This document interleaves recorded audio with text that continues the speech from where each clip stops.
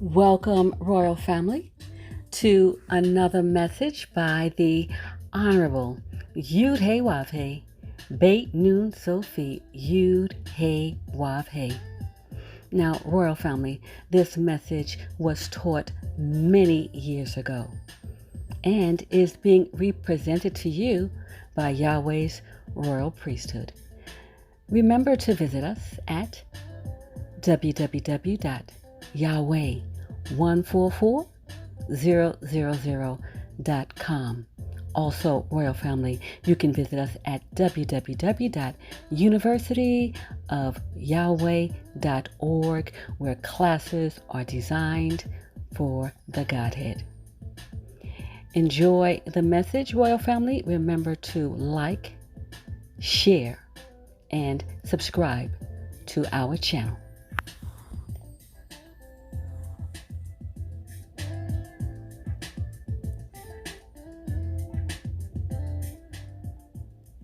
Welcome to International Headquarters for the Nation of Yahweh. Welcome to be among the tribe of Judah, chosen to be the ruler forever. Welcome to Feast of Weeks, where the Feast of the Lord Yahweh is truly going on. We're discovering this week, for sure, that many lessons are being exhibited here at the Feast of Weeks, which benefit each one of us, which comprise the nation of Israel, the nation of Yahweh, the tribe of Judah, chosen to be the rulers forever.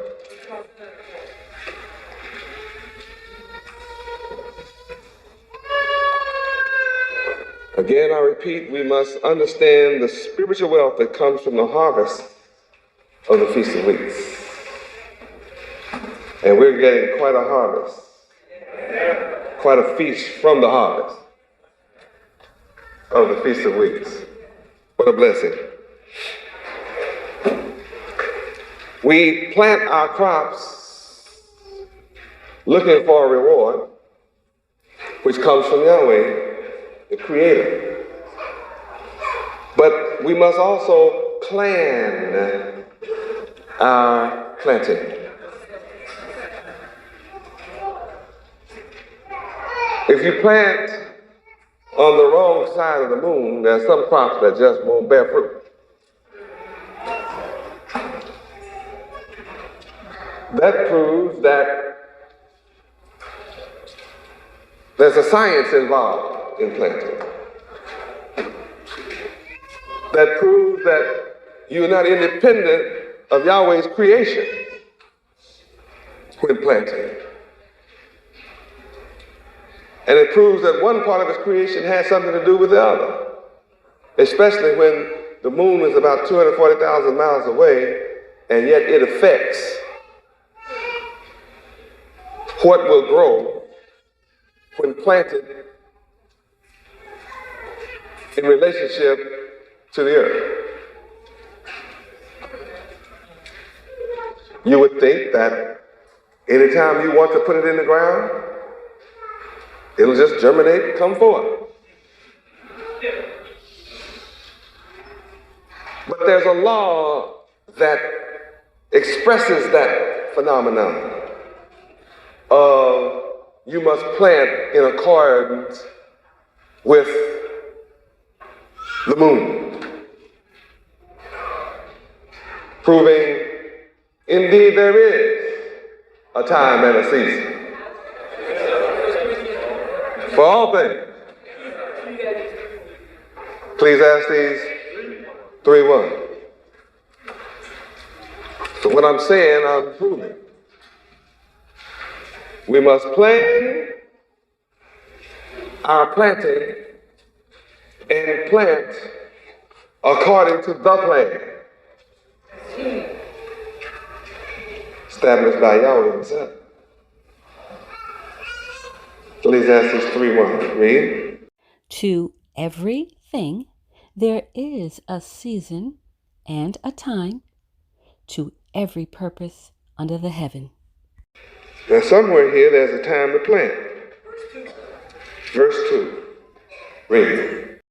A time to be born and a time to die. A time to plant and a time to pluck up that which is planted. You can't wait and pluck up the crop when you want to. If you pluck it too early, it will be no good. And if you pluck it up too late, it will be no good. There's a time for you to pluck up that which has been planted. The only way that you can know the time is study. What time is it? At this point, the time is Feast of Weeks. And we learned this week that the Feast of Weeks admonishes us to remember. Remember something in a particular time in the past. And that which we remember in the past affects us directly in the present and will have an absolute bearing on our destiny for the future. The people who do not study the time are going to be caught unaware. The people who remember will go back in their mind and not forget Noah. And will not forget what happened in the days of Noah that caused that great flood. Something happened that caused the great flood to take place. Yes, sir. And men had everything to do with that. What about men had something to do with it? Their mind, their state of mind. Their state of mind had a direct bearing on their future.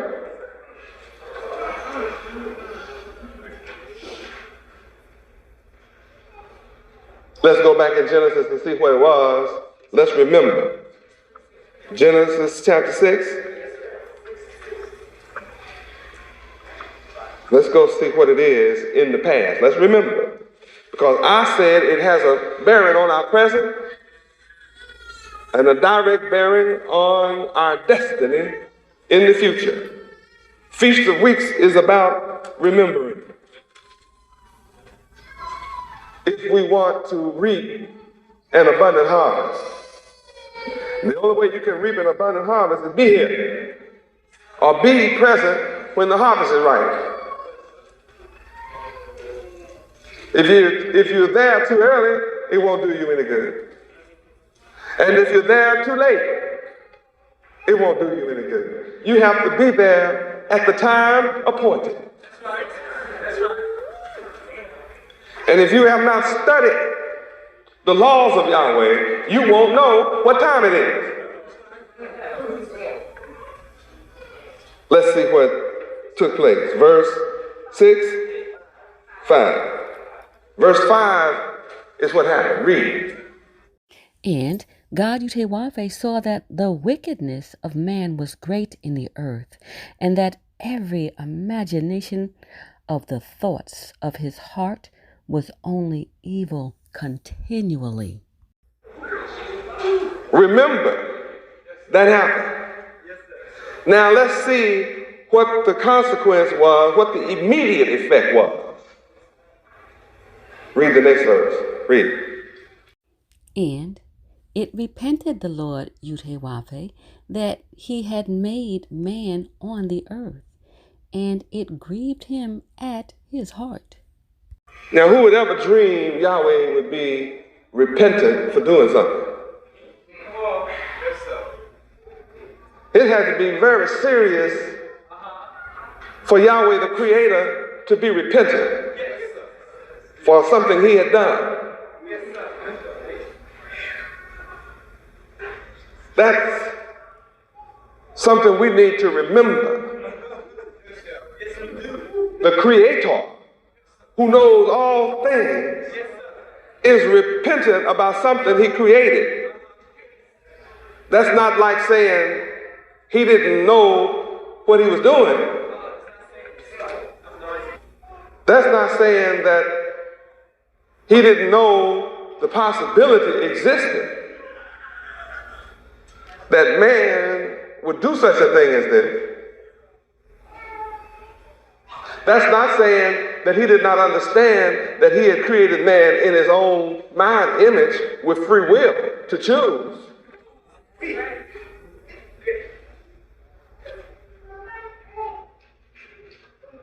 But it is saying it grieved Yahweh that his creation would choose to listen to someone other than himself.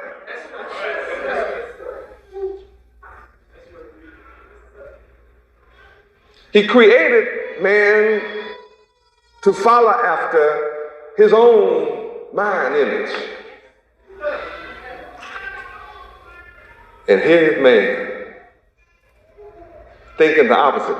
Look what caused grief to Yahweh, the Creator. Good or evil? Evil.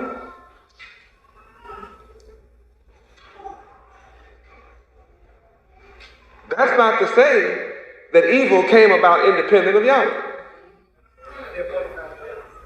Isaiah 45. Isaiah 45, 7. Let's don't accuse Yahweh not knowing what he was doing. Let's remember these things. Isaiah chapter 45, verse 7. Let's don't say evil sprung up on its own. Read. Isaiah chapter 45, verse 7. I form the light and create darkness. I make peace and create evil. I, the Lord Yahweh, do all these things. Here is Yahweh, the Creator, who established bipolar opposites. Here is Yahweh, the Creator, who established antithesis.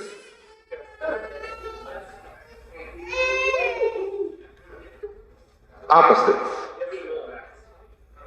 Then he created man in his image, and man is following other than what he created him for.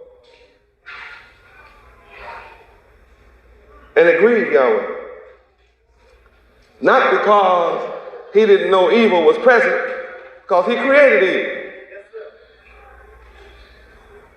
Not that Yahweh is imperfect in his thinking in the creation of man,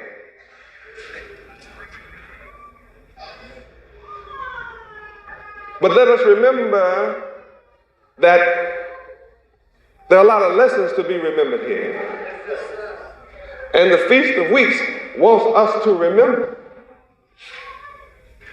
It's designed to cause us to reflect back from the beginning until this day to see if we want to experience what the people experienced in the day of Noah or not.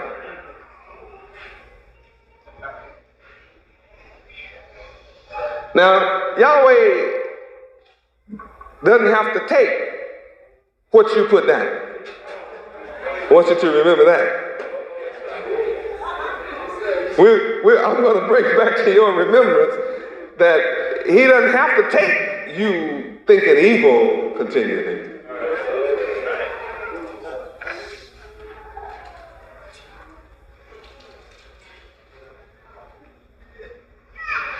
But what's beautiful is he gives you the opportunity to choose.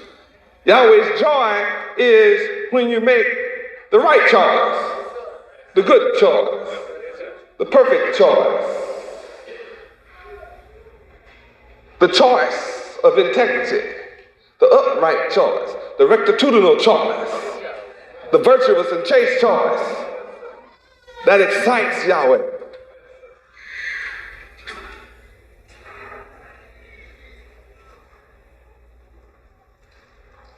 Maybe the grief was about the fact that he created someone in his image, and this that he created choose to worship other than his creator.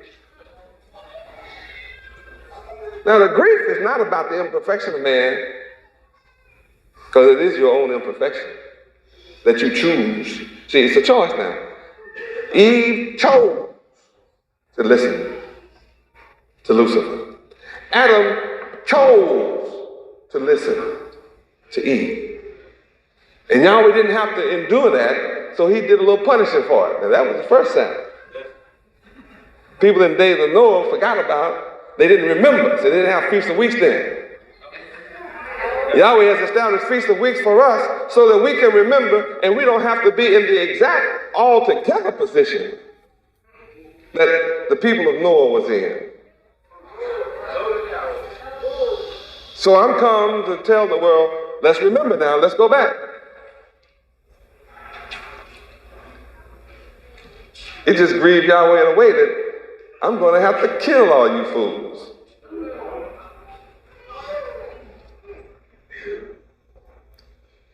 You don't have to die, but it grieves me that you choose death rather than life. As beautiful as life is.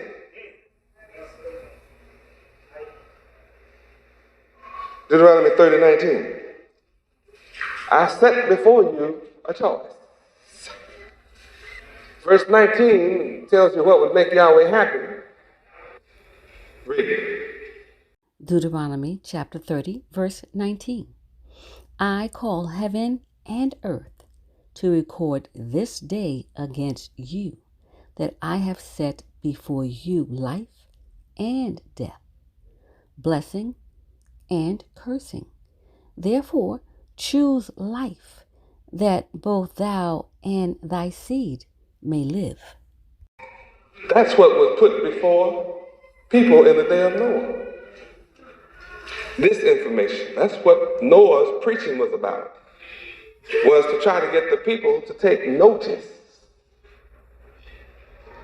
of what Yahweh was saying.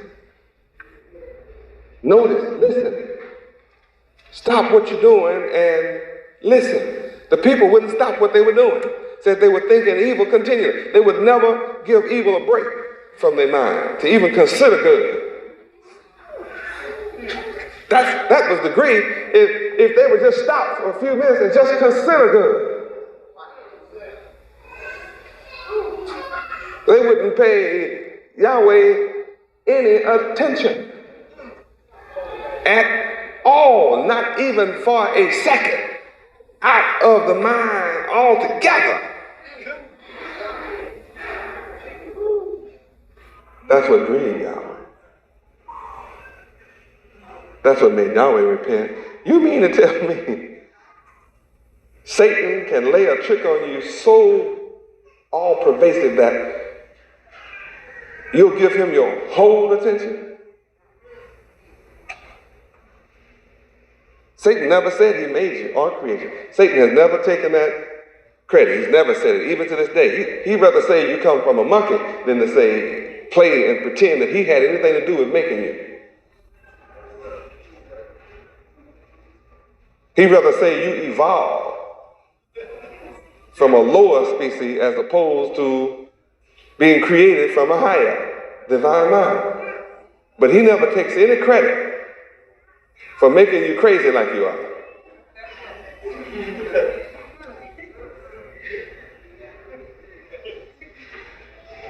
So we're back in Genesis 6.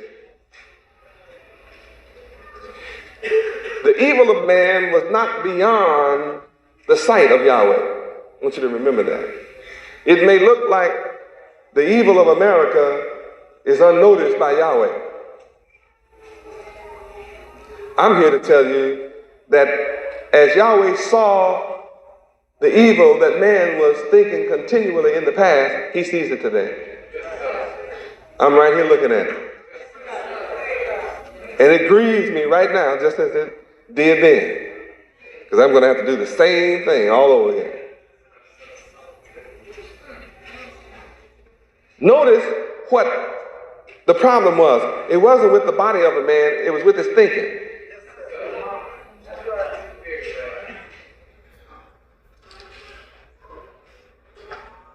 It says that every imagination of the thoughts of his mind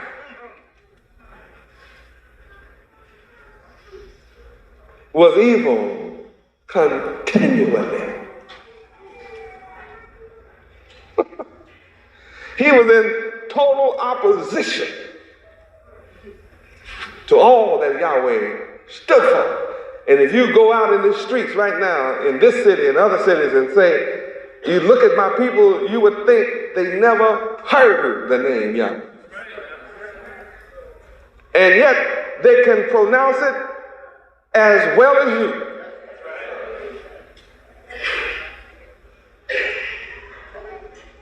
There's some folk out there that can enunciate the name better than some in here.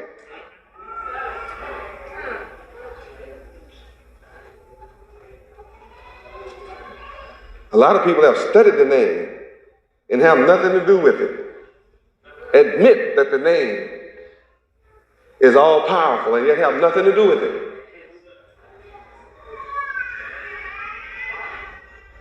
And yet we walk the streets of America, knocking on the doors of America. And I didn't take a chance on my elders doing it in other cities. I went across the country and did it myself. I made sure, and then I rode around all in the city, made sure we were all up and down the blocks, everywhere. And we were. We walked America through danger, through the fire, with bullets zinging around our heads. People having shootouts like Wild West at the old corral. High noon.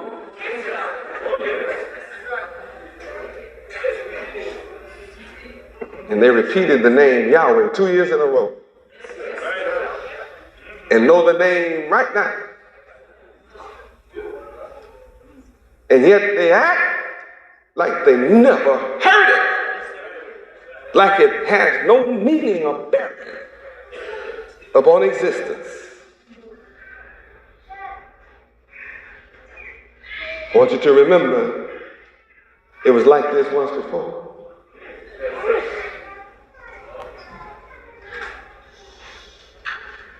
Let's go on down in verse 7 and see if Yahweh is helpless against this condition. Verse 7, read. Genesis chapter 6, verse 7. And the Lord Yahweh said, I will destroy man whom I have created from the face of the earth, both man and beast, and the creeping thing, and the fowls of the air, for it repenteth me that I have made them. Why was he upset with the animals? They can't think like man. It's because evil men corrupt animals. I've watched them today. They turn animals against their own nature. Women lay with dogs just like they do a man. I have pictures of them doing it. I'm talking about turn a dog all the way around. It's listed in the book, bestiality. Well, see, Yahweh has laws about that.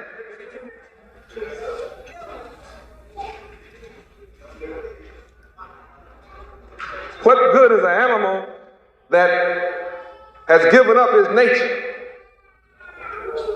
That his whole purpose for creating his own, recreating and reproducing his own kind is completely destroyed.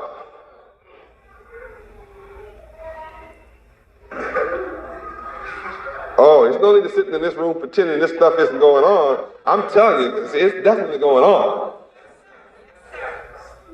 And it was going on then.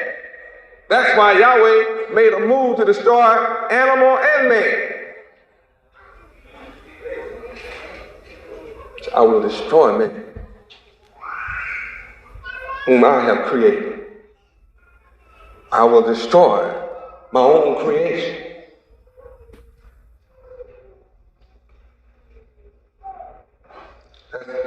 You're really upset when you make something and decide to break it up, destroy it. Especially when you made something for your pleasure. See, when you create something for your pleasure and it goes against the purpose for which you created it, that's painful. There's no satisfaction in that.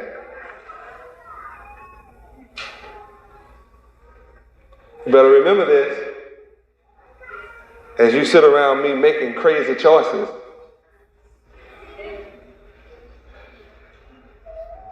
that's what some of you still do. After all these teachings, you still have evil thoughts in your mind continually. Put on white head wraps, white shoes, white stockings, everything under that white. Mind ugly.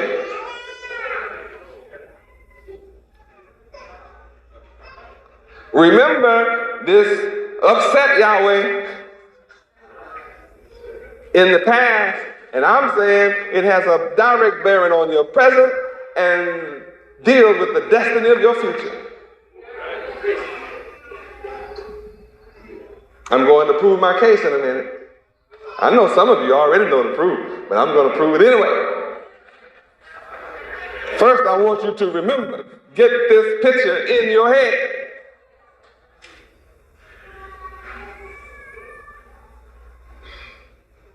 How many admit that when you walk down the street of any city, you see men with evil thoughts continually? They call going to do evil fun, nightclub. Let's go out of our minds tonight and sit in the dark. Let's go way back in the back, as far away from light as we can get. And let's have some fun doing evil.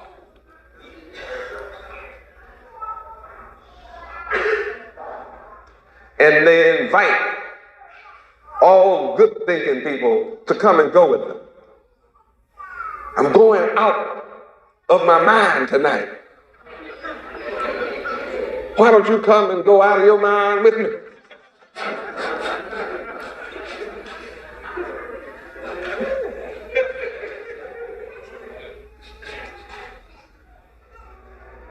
It's fun going out of your mind.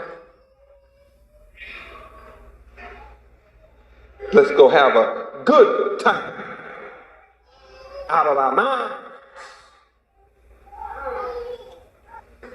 and pay out your wealth to go do evil continually.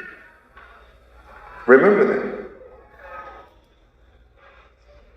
In this remembrance, one more verse tells us what's most important out of this. Read. Verse 8. Genesis chapter 6, verse 8.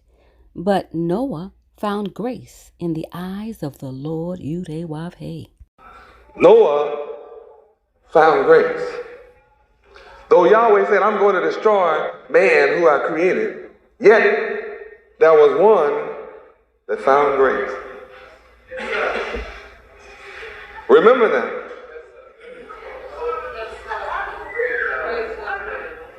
Even in the darkest hour, there was a little light shining. It was the little one, but it was shining. Shining in Noah.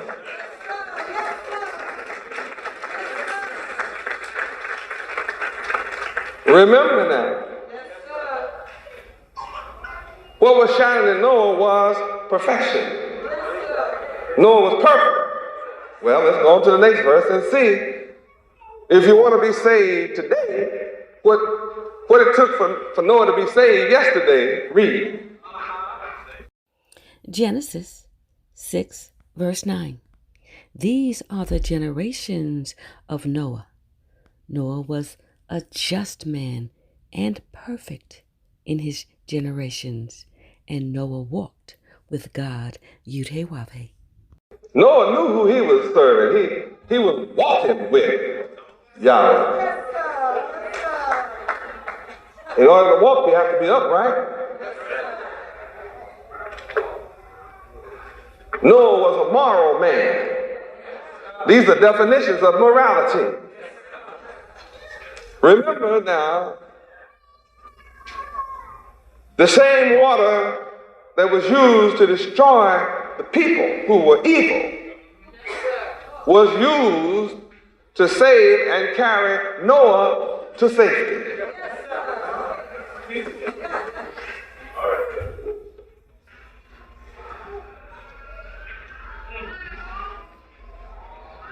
Remember that though the whole world was thinking evil continually, one man made Yahweh proud enough that he found grace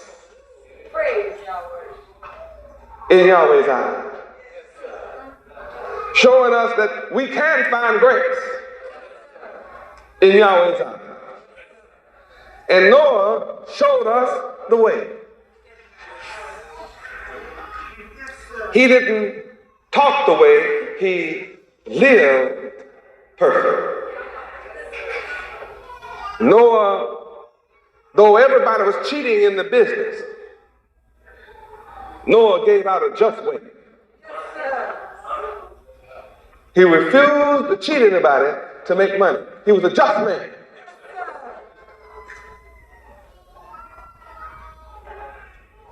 And while the rest of the world was walking with Satan, he walked with Yahweh. While the whole world had a mind of evil, he chose to not follow the world, but remain true to his creator. Now, I don't care what the world may say. I don't care what the world may do. I'm sticking with my Father, Yahweh. I'm going to do his work. I'm not influenced by the opinion of others. Noah was independent. Praise Yahweh. Noah had this thing down to the T.